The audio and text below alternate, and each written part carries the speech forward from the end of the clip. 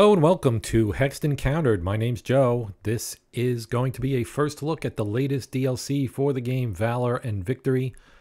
This is from Matrix and Yobowargames and was just released a few days back as part of during the Slitherine Home of the Wargamers event. So, as you might expect, this one deals with the Battle of Kursk. This is the fourth DLC for Valor and Victory. Valor and Victory, if you are unfamiliar with it, is a tactical squad-level war game.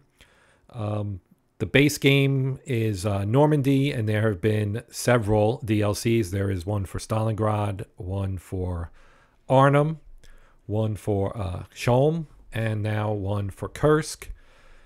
So, as I mentioned, Kursk is the fourth, and you get 10 new scenarios that take you from the initial German offensive to the climactic tank clash near Prokhorovka. Can the legendary German Tigers hold off the relentless Russian 5th Tank Army? Take command and find out. So, we'll get, as you might expect with 10 new scenarios, you get 10 new maps.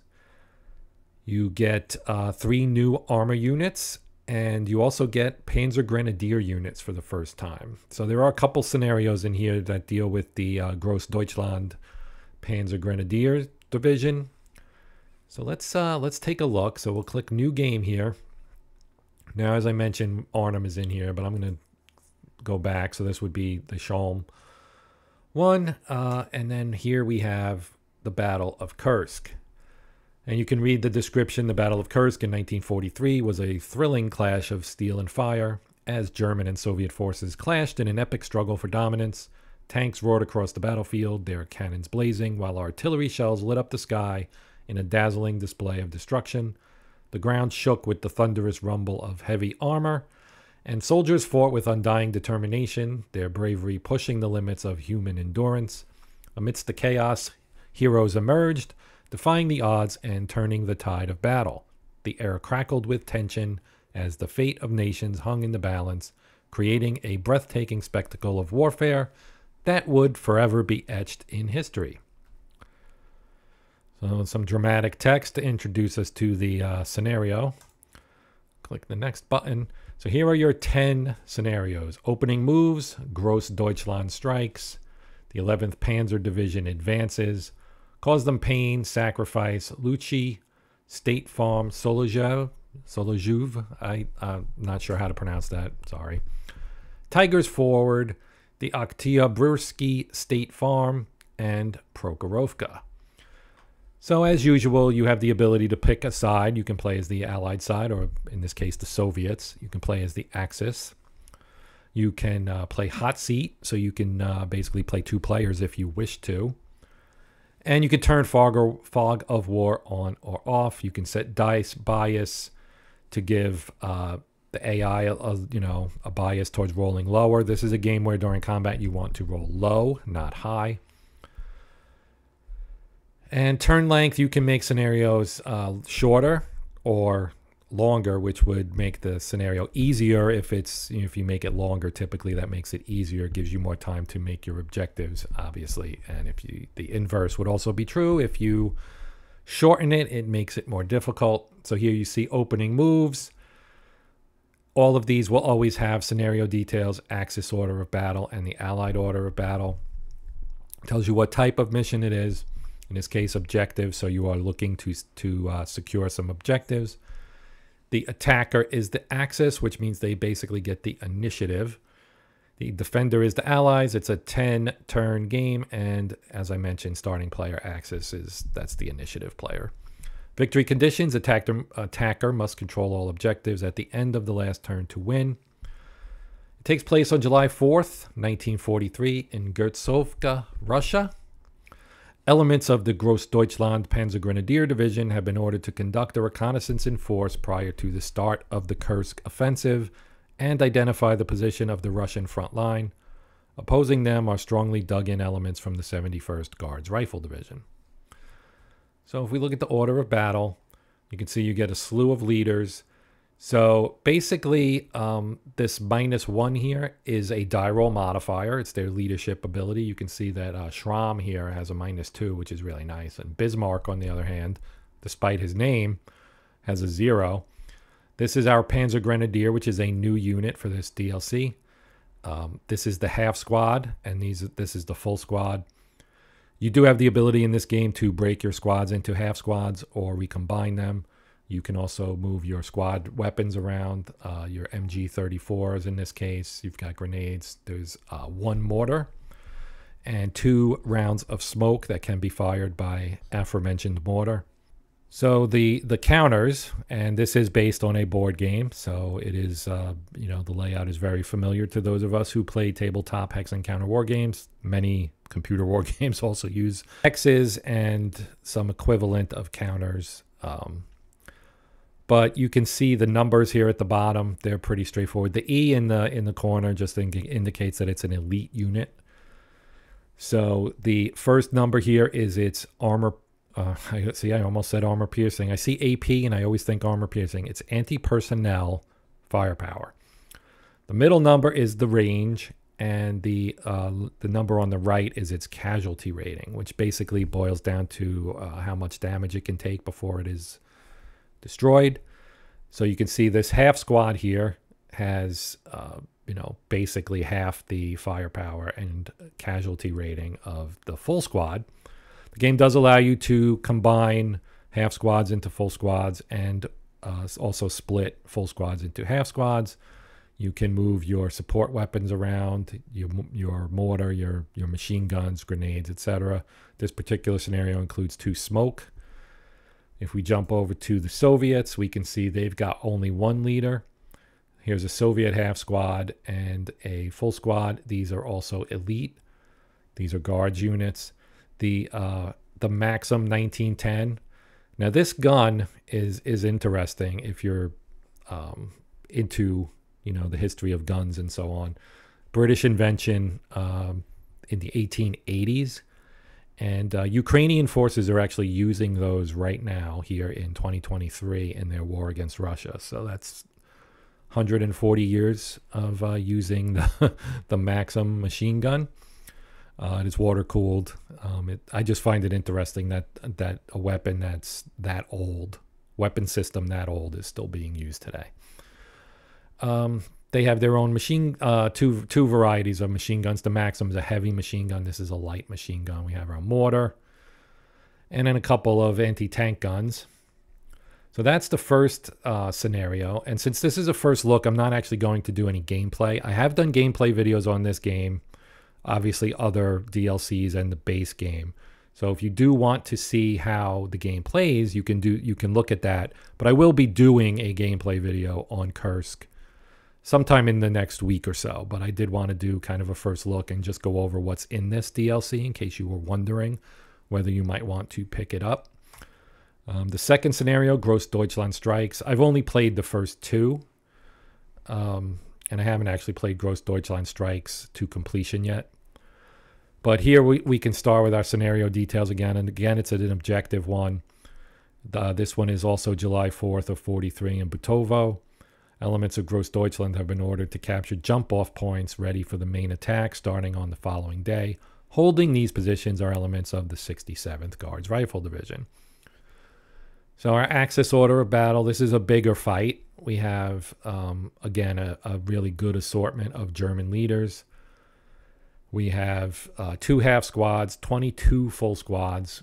We have a couple of, or 6 rather, assault engineers, and you can see their firepower is higher, but their range is lower. Some satchel charges, MG37, a couple mortars, the 7 MG34s, which is the light machine gun. The MG37 is a heavy, and you can see it's got increased firepower and range. Some grenades, a couple of SD KFZ 250s, 4 SD KZ 251s, 3 Martyr 3s, 3 Stug 3Gs, a couple 5 3-ton trucks, and again 2 smoke units. And then on the Allied side, it's a little bit less diverse. They've got 4 anti-tank guns, 2 57 millimeters and 2 76 millimeters, 1 lone T-34 with the 76 gun, 1 air attack, 6 guards infantry, the elite guys, and 22 regular infantry. And again, you can see the range is a little higher, but the firepower is lower. And they're also not as sturdy as our guard units. So let's go to the 11th Panzer Division advances. This one's the next day, July 5th, in Cherkoyskoye, Russia. 11th Panzer Division has been given the task of breaking through the Russian line so that a crossing can be secured over the Sel River.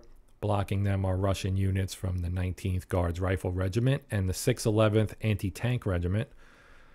Cherkoyskoye is the linchpin for the defense and will need to be taken. So again, an objective one, 10 turns. You have to control all objectives at the end if you're the attacker to win. Our order of battle. Again, we've got some assault engineers, we've got some Panzer Grenadiers, we've got also some basic regular rifle units, regular Wehrmacht rifle units, rifle squads, I guess, in this case. 4 satchel charges, 17 light machine guns, a couple flamethrowers, 9 grenades, and then we've got a variety of infantry carriers here, the Martyr, the 251, 6 Panzer IIIJs, which is one of the better of the Panzer III models. What is this? An SD KFZ-10. And 4 Panzer IVDs. We've got 2 off-board artillery, a couple of airstrikes, probably Stukas, and then a couple of smoke as well. Russian side, they've got a decent assortment of leaders. You can see the leaders on the Soviet side aren't rated as well as the Germans. The Germans have several -2s. We have 2 -1s and 2 zeros on the Russian side. And then they have 3 regular rifle, 9 half squads of regular rifle, 9 elite rifle, and 6 guards infantry. Then you've got a couple Maxims, 3 PTRD 41s, 4 DP 1928s, 2 mortars, again, a bunch of anti-tank guns, 4 57s and 2 76s, 2 SU 76Ms, and 2 T-34 76Bs. Cause them pain, July 5th, Bykovka, Russia. Elements of the 52nd Guards Rifle Division are holding the line near Bykovka. Their mission is to cause as much damage to the advancing Germans as possible. Elements of the 1st SS Panzer Grenadier Division have been ordered to break through the line. This one's only 8 turns, and again, it is an objective mission. Now we can see some SS units here. So you see some Waffen SS infantry, 14 full squads, 2 half squads, 3 leaders. Again, satchels, mortars, variety of machine guns, some flamethrowers, grenades. A Panzer VI, that would be the Tiger. This is another of the new units. And then a couple of Stug 3Gs as well. Allied side on the Russians, we've got a couple of leaders. Some regular infantry, some elite infantry, some half squads, a couple of Maxim grenades, a couple of light machine guns here, 6 total, and 5 anti-tank grenades.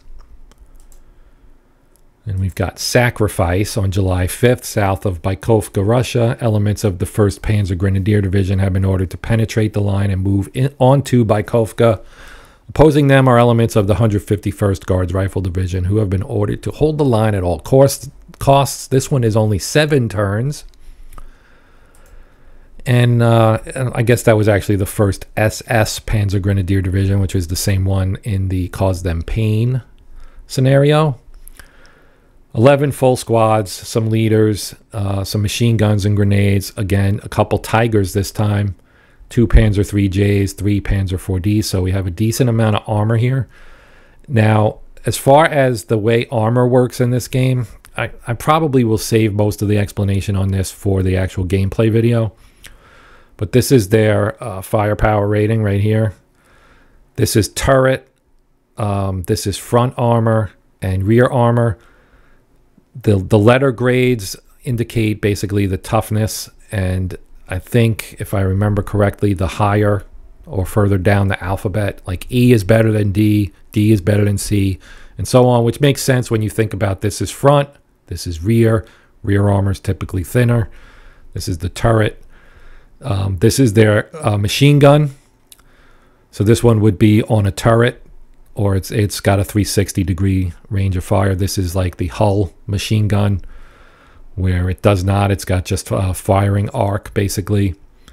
So that's kind of what this is, what the ratings are for a tank. And when we do a gameplay, when I do a gameplay video, I am going to play one of the scenarios that has a lot of tanks in it. This being Kursk, that seems like a good choice. So it'll be a big one with a lot of armor, and we'll look at it, and I'll show you kind of how the tanks work, how the vehicles work, and so on and so forth.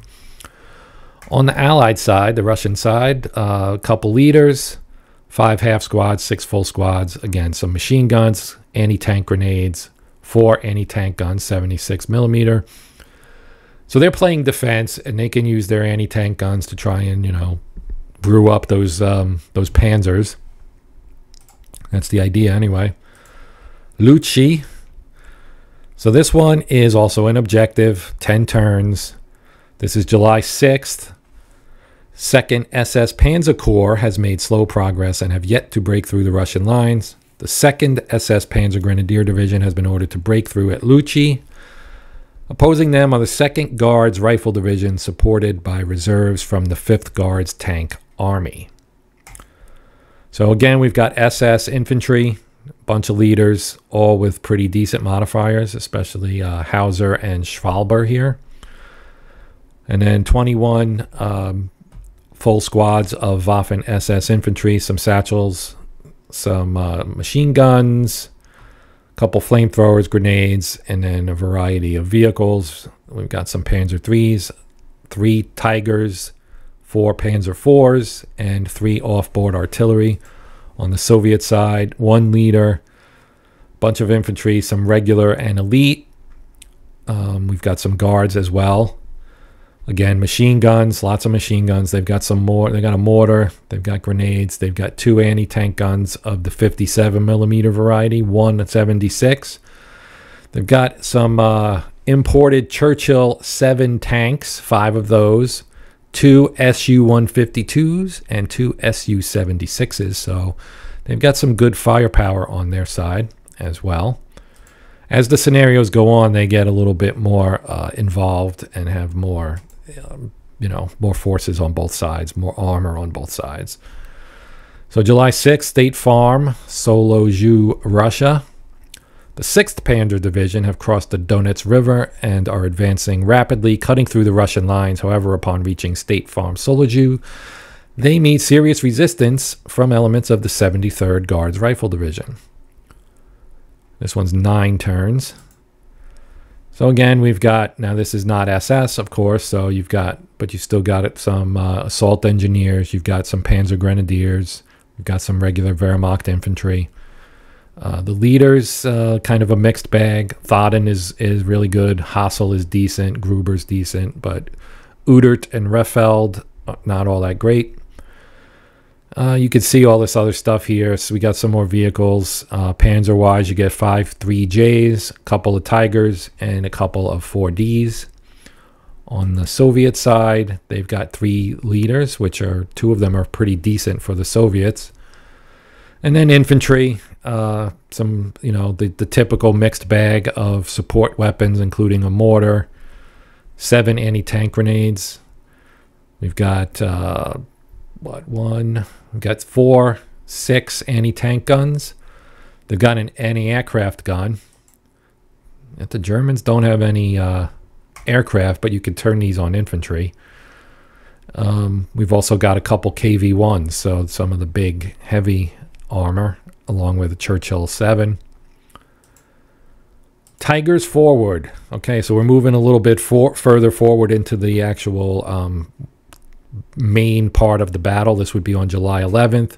6th Panzer Division, supported by the 503rd Heavy Tank Battalion, have been ordered to resume the advance that has been slowed to a crawl by the Russians. The initial attack smashes the Russian lines and advances on Kazachi.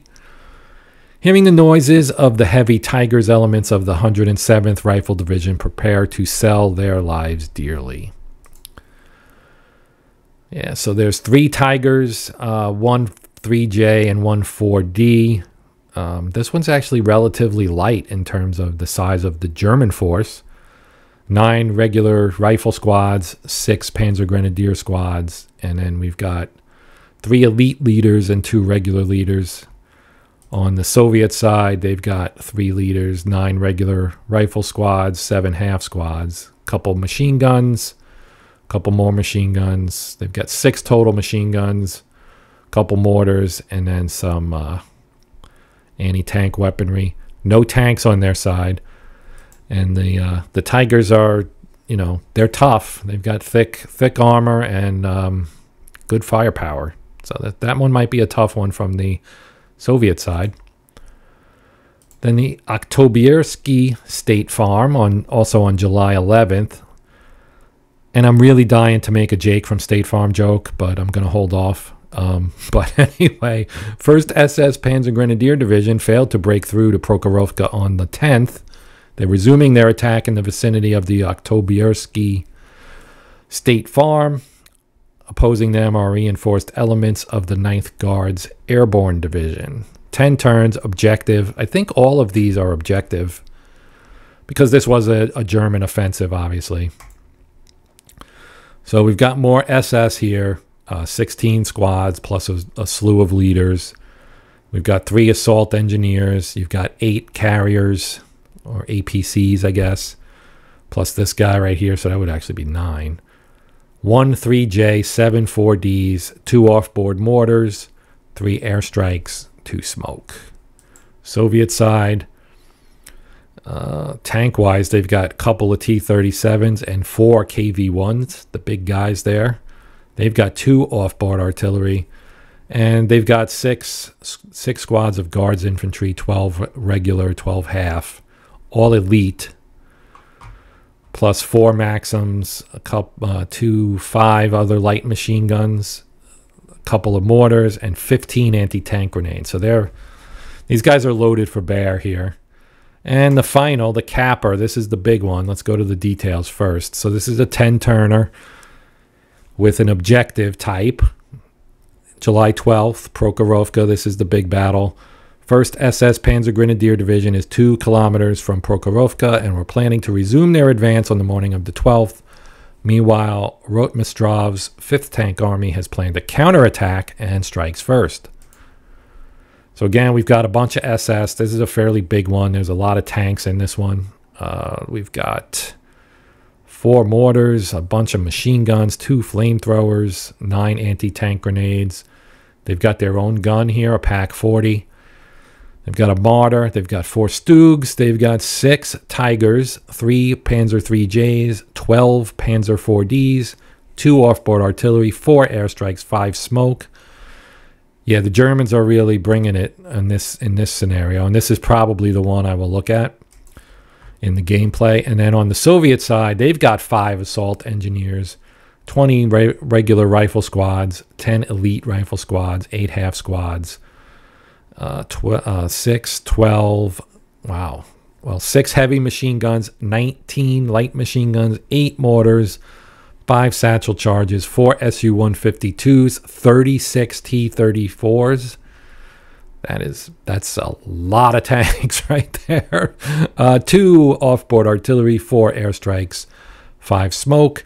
So to wrap this up, let's take a look at this scenario. You can see the map. So the Allies actually go first because they are surprising the Germans. So if we click this, so the first phase of the game is the command phase. We are playing as the Soviets in this one, actually. So you can see this is zoomed all the way out. This is a large board in this game's terms. It's landscape layout, but you can see the Germans are kind of arrayed. Their infantry is here in the wheat. They've got a Pak 40 here. They've got another one over here. We've got some armor coming up the road. Some more armor back here. These look like Tigers. Back here. Yeah, so here are the Tigers. Right, so we're in the command phase. And on the Soviet side, if we scroll all the way over here, you've got... Whoops, wrong key. There we go. All right, so you can see we're in the command phase, right? So here are our, if you click on the stack, it'll bring up what they're toting here. right? So we can look at all of this. You can see there's a lot of units here. I don't actually see their armor. It may not be on map yet. So you can see this is the map edge. They can escape off the edge. Units will enter off that edge. And I don't see any other, like it's all Soviet infantry right now. So their armor has not arrived on the scene as of yet. So this one's going to be an interesting one. Because the Germans are kind of on the defensive here. And they're pretty well spread out. And they've got nice fire lines. If you want to see line of sight on a particular hex, you can click on it and you can see everything it can see. So like this gun here could fire and reach any of this infantry. It may not be effective fire, but it can reach out and touch someone, shall we say. Now, on the other hand, like the line of sight is pretty wide open. The wheat doesn't really impact it. You can see buildings kind of will degrade it or remove it. So like right here, we're looking from this hex here. This house blocks line of sight. This one also blocks line of sight. But you can see that in general, the line of sight for that hex is actually pretty good. Let's see what this one's. Yeah, this one's fire. See, this house here is blocking the line down to like here, but you can fire out in this direction like that. And vice versa. The Russians don't have their... All that's out here for the Soviets right now is infantry, it looks like. Infantry and infantry support weapons. So they, you know, in the command phase is where you can split squads into half squads by using the this button right here. If a leader is present, so you do need a leader to do this, you may merge two half squads of the same type into one full squad and vice versa. So you would have to find one that has a leader to do that. I don't even see their leaders out here. Interesting. Well, so that is a look at the Kursk DLC for Valor and Victory. If you were hoping to see gameplay, I'm sorry, I'm not going to do that in this one. I did want to talk about and show you what's in all 10 rather of the scenarios, so you could have a look at that. And we will come back in a week or so, only because I have to travel, so I won't be home. We'll come back in about a week, and I'll do some gameplay with this scenario here. A nice big one, something we can dig our teeth into and really see the game and how it plays. Now, I've played this game before, obviously, and I enjoy it, and I'm looking forward to playing with the new units, you know, the Panzer Grenadiers, the Tigers, etc., etc. So that's going to do it for now. I do thank you, as always, for watching. If you have comments or questions, feel free to post them. I'll do my best to answer. Other than that, hope you enjoyed it. Please consider liking, sharing, and or subscribing if you did. If you're already a subscriber, thank you very much for your support. I do appreciate it. And yeah, that's going to do it. My name's Joe. This is the Hexed Encounter channel, and until next time, happy gaming.